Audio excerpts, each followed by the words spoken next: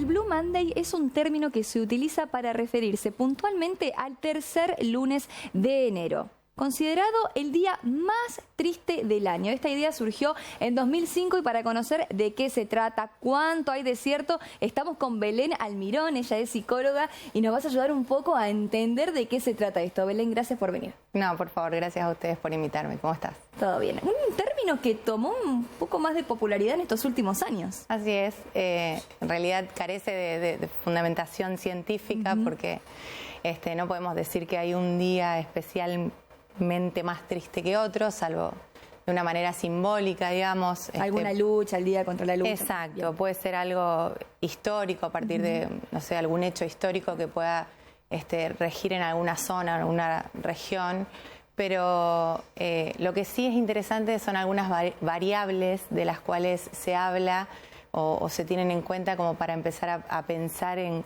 cómo nos influye enero, cómo nos influye diciembre, cómo nos influye muchas veces las épocas del año, el clima. Eso sí tiene un impacto en el estado anímico o en cómo nos sentimos muchas veces. Pero bueno, sí, es un término que tomó mucha fuerza en el último tiempo. Y creo que es importante decir que carece de fundamentación científica, ¿no?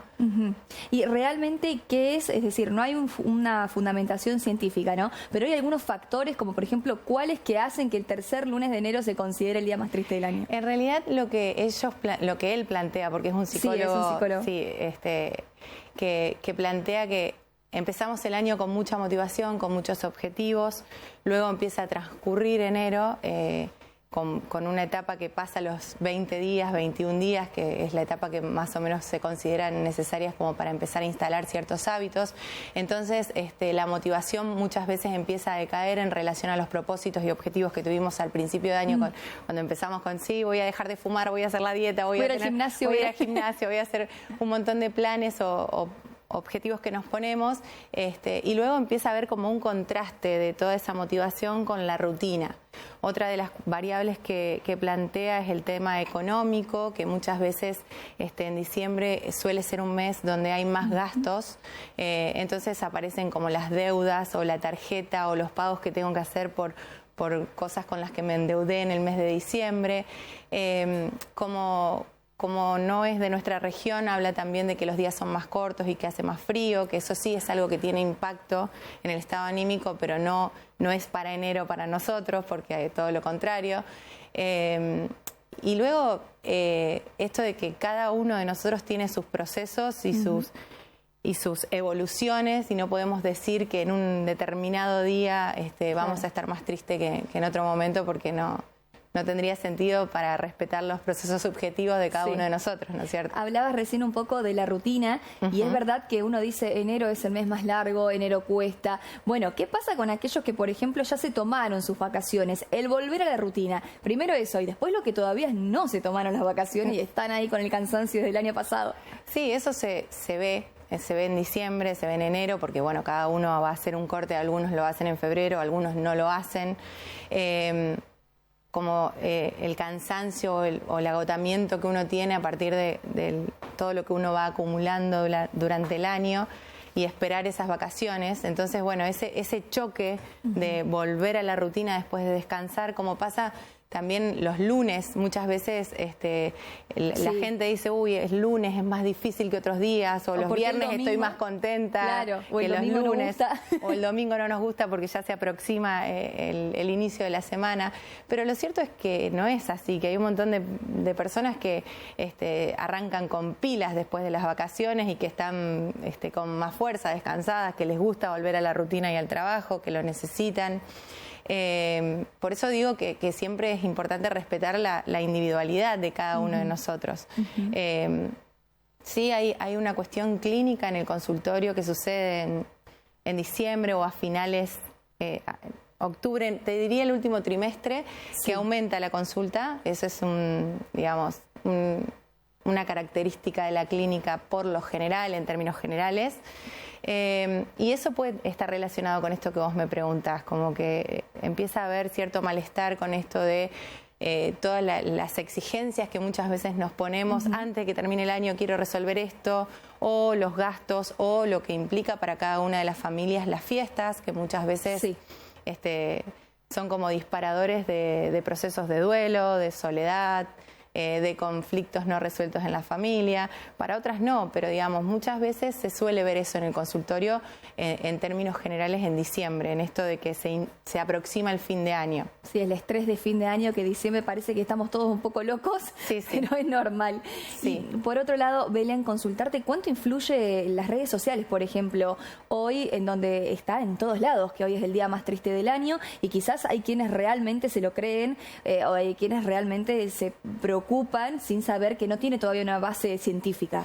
Sí, las redes sociales sabemos que influyen un montón y por eso es importante este espacio para hablar y hacer un poco espejo para decir, bueno, tomar con mucha seriedad el tema de los procesos anímicos, de la depresión, de la tristeza. Sí. Esto de diferenciar que porque estemos tristes no estamos deprimidos, que parece obvio, pero que muchas veces las redes nos inundan de información y es una información que no es cierta, que no es válida. Entonces sí me parece importante aclararlo, porque por supuesto que cuando uno lee, como hoy, que nos pasó que en todos lados aparecía esta información, el día más triste del año, bueno, es algo que nos convoca a leer porque uno dice por qué, pero sí es importante como establecer que cada uno de nosotros tiene su proceso individual y anímico que va a tener que ver con un montón de variables que no necesariamente tienen que ver con una época puntual del año. Y por ejemplo, en días como hoy, donde también suele pasar que uno ve la noticia, es muy psicológico pensar, ay, con razón. ¿Viste? Con razón me sentí así. Viste que uno tiene eso, ¿no? De decir, viste, me parecía que era por eso. Con respecto a eso, ¿qué es lo que se puede hacer, por ejemplo, para intentar motivar este mes, teniendo en cuenta que estamos en el principio del año recién? Sí, no hay como una sola fórmula. Yo creo que eso se aplica a cada caso, pero sí es un día en el cual muchas campañas publicitarias, muchas cuestiones relacionadas al marketing aprovechan como para ofrecer o hablar de salud mental u ofrecer algún tratamiento.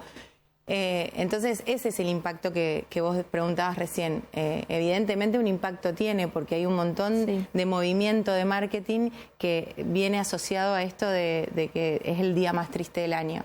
Como recomendación van a ser las mismas recomendaciones que uno sugiere cuando el malestar aumenta.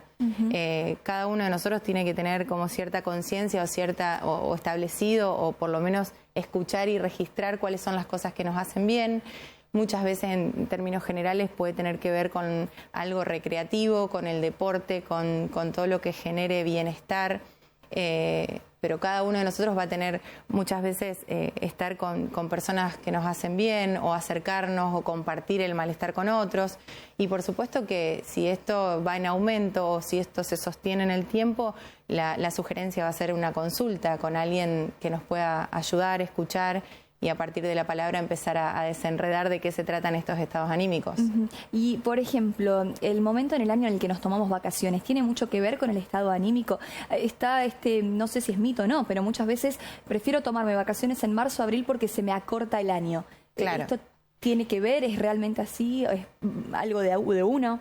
Sí, va a depender del trabajo que tenga cada uno. Para algunos hay una época que es como de muchísimo más estrés en una determinada época del año y por ahí sí, el corte es necesario, un corte es necesario y sabemos que no siempre es posible hacer. Claro. Lo que sí se ve es que cuando no existen como esos, que puede ser un corte vacacional o pueden ser microcortes que nos ayuden a sostener en el año el estrés, la demanda laboral o los distintos desafíos que uno tenga en el año a nivel laboral. Pero el corte siempre es necesario.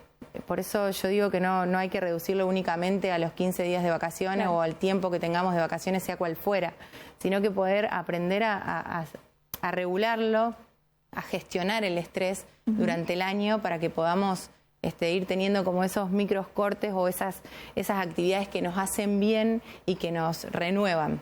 Bien, Belén, muchísimas gracias por venir. No, por favor, gracias a ustedes. Seguimos.